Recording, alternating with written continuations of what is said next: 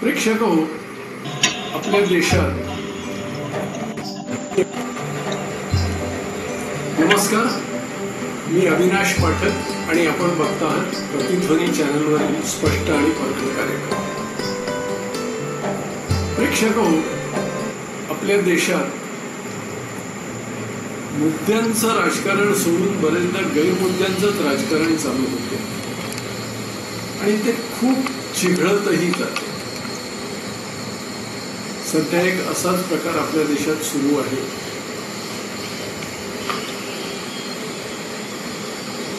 त्यातला मुद्दा असा की सून ही खरी वारस की लेक ही खरी वारस. झालं असं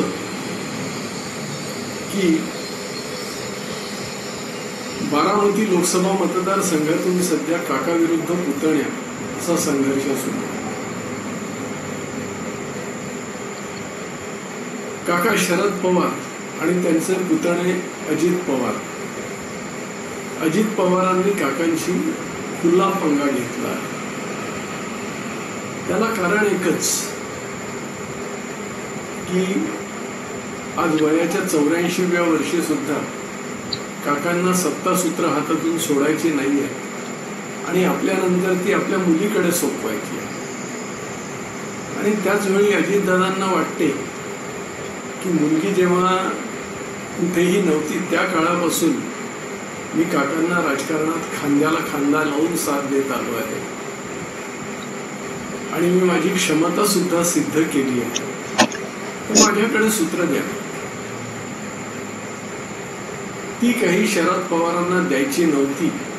शेवटी वाट पाहिली आणि एक दिवस अजित पवारांनी बंद केली. ते चक्क 54 आमदारांपैकी 40 आमदार घेऊन पक्ष फोडून बाहेर निघाले. नंतर इलेक्शन कमिशनकडे जाऊन भांडले आणि काकांनी उभा केलेला अख्खा पक्षच त्यांनी पळवला. इलेक्शन कमिशनने निकाल दिलाय की खरा राष्ट्रवादी काँग्रेस पक्ष जो की शरद पवारांनी स्थापन केला होता तो आता अजित पवारांसोबत आहे. म्हणजे अजित पवारांनी आता काकांची पुरती गोची करून टाकली. तर हे सगळं होत असतानाच शरद पवारांचे इतरही अनेक विरोधक जे आहेत त्यांना अगदी गुदगुल्या होतात. त्या सगळ्यांची एकच इच्छा आहे की शरद पवारांना एकदा बारामतीतून पराभूत करायचं. शरद पवारांना आता ते तर काही निवडणुकीत उभे राहत नाही, त्यामुळे त्यांची मुलगी सुप्रिया सुळे ही बारामतीतून उभी राहते, तिला पराभूत करायचं. आजवर बारामतीतून पवार परिवारातले कोणीही पराभूत झालेले नाही. त्यामुळेच विरोधकांनी चंग बांधला की सुप्रिया सुळेंना पराभूत करायचं. सुप्रिया पराभूत झाल्या म्हणजे साहजिकच शरद पवारांचाच तो पराभव मानला जाणारच. त्या दृष्टीने सगळ्या विरोधकांनी कंबर कसली. आता आज विरोधकांबरोबर अजित पवारही आहे. मग सुप्रियांना तिथे असा खंबीर विरोधी उमेदवार कोण द्यायचा. आधी चालू होतं की अजित पवारच लढणार. मग अजित पवारांचं नाव थोडं बाजूला जाऊन तिथे अजित पवारांच्या सुविद्य पत्नी सुनेत्रा पवार यांना उमेदवारी द्यायचं ठरलं. आणि इथूनच खरं गैरमुद्द्यांचं राजकारण सुरू होतं. सुनेत्रा पवार जेव्हा उभ्या राहणार हे ठरलं तेव्हा शरद पवारांनाही मनातून कुठेतरी एक भीती निर्माण झालीच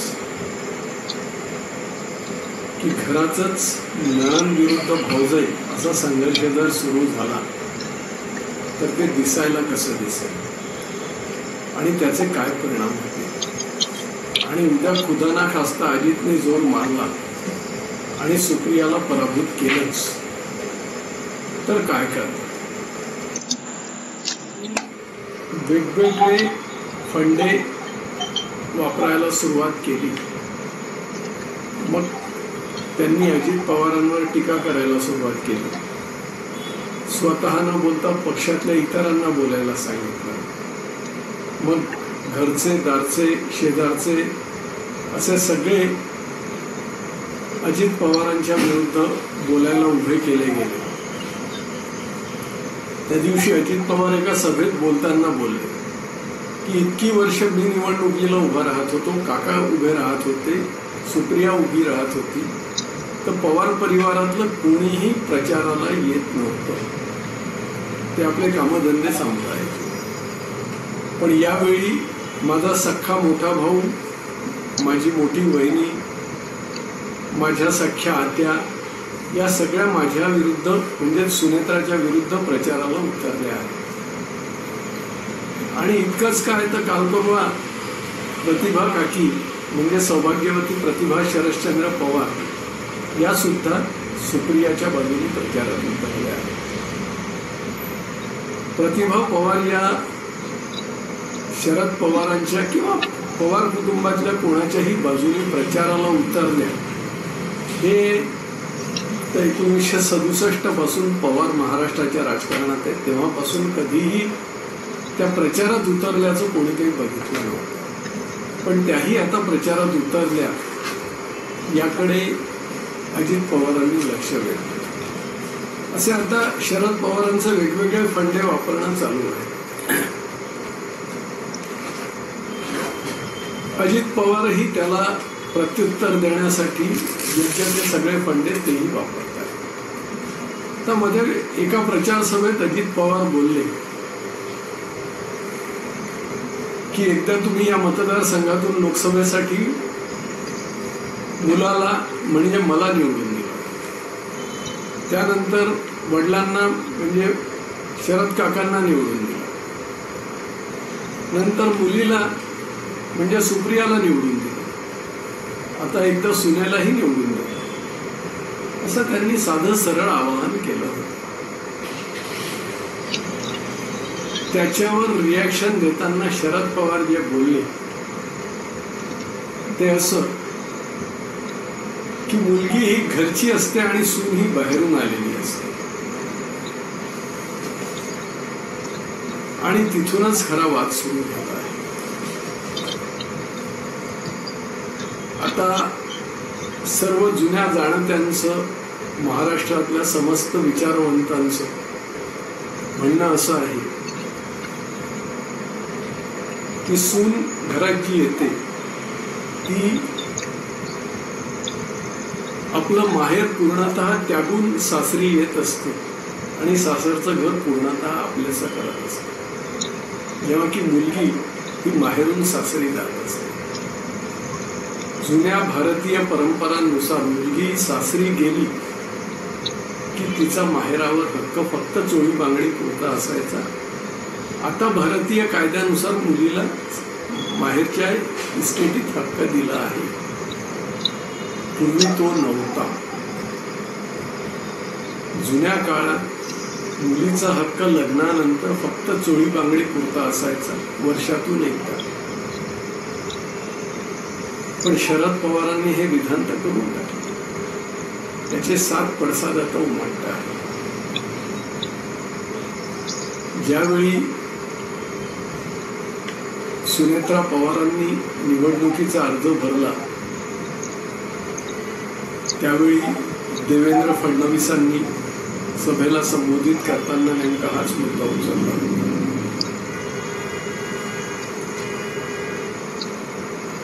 त्याच सभेत बोलताना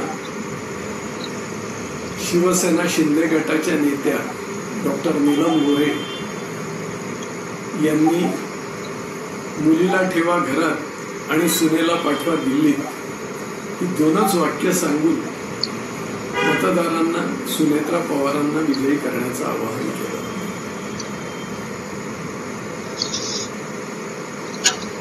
आता शरद पवारांनी त्याच्यावर खुलासाही करण्याचा प्रयत्न केला की मी महिलांच्या बाबतीत इतका रिजिड नाही,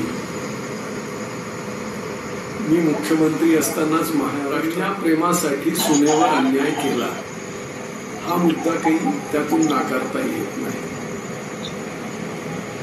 आजच एका वृत्तवाहिनीला मुलाखत देताना अजित पवारांनी नेमका हाच मुद्दा उचलला आहे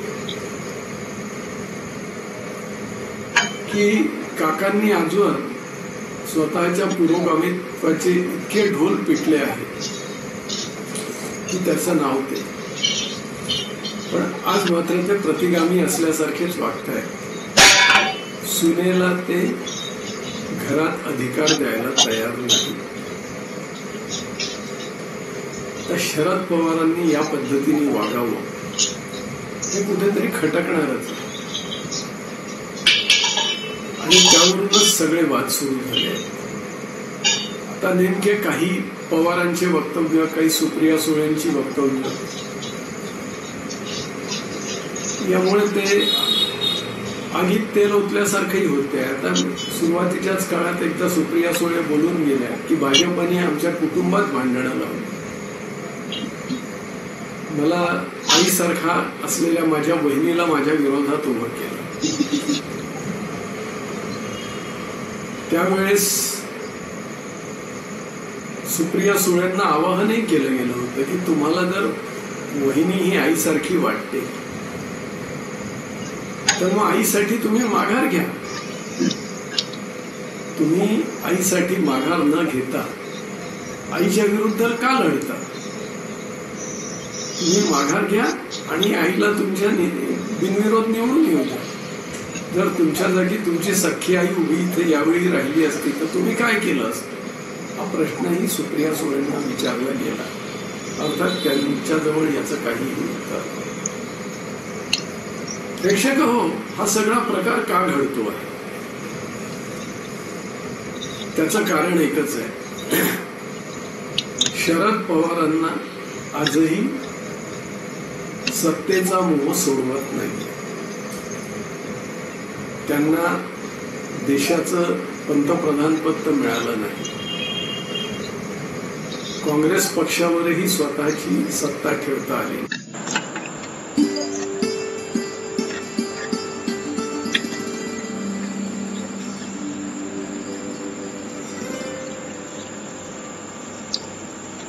म्हणून त्यांनी स्वतःचा हा नवा पक्ष काढला.